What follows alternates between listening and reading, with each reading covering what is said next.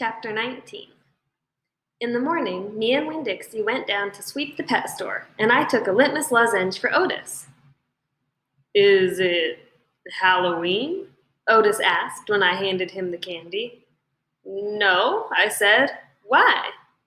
Well, you're giving me candy. It's just a gift, I told him, for today. Oh, said Otis. He unwrapped the litmus lozenge and put it in his mouth, and after a minute, tears started rolling down his face. Thank you, he said.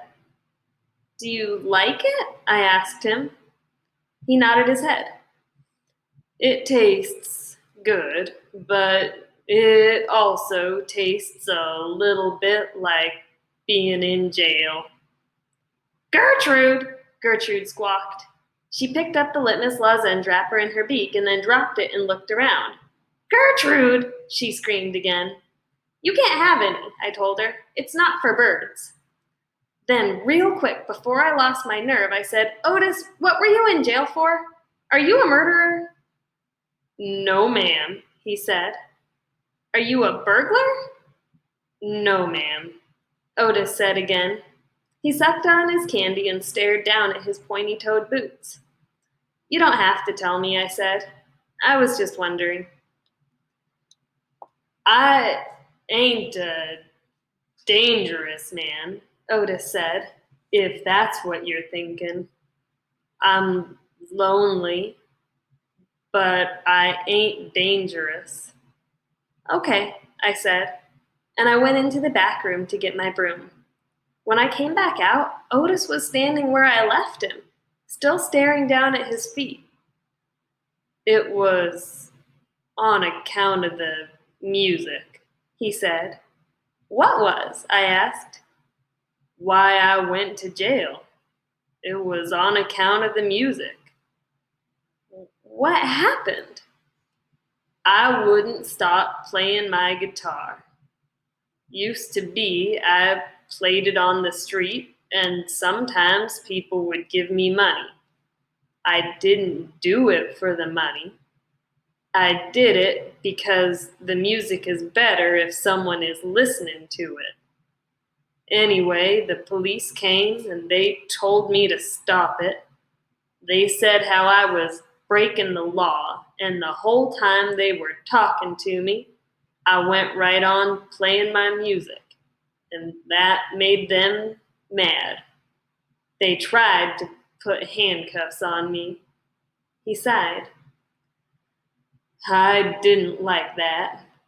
I wouldn't have been able to play my guitar with them things on. And then what happened? I asked him. I hit them, he whispered. You hit the police? Uh-huh.